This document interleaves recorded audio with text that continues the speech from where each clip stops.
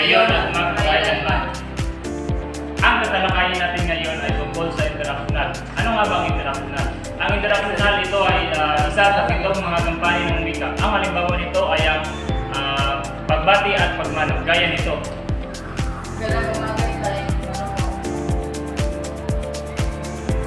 Pangalawang halimbawa ay ang pagkumusta.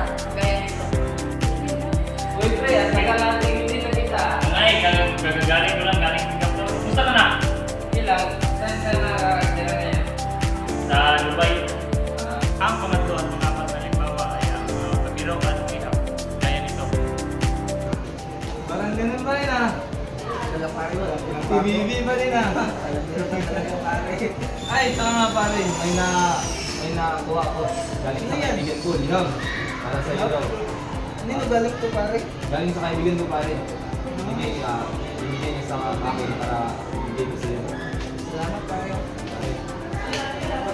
Bayad ka.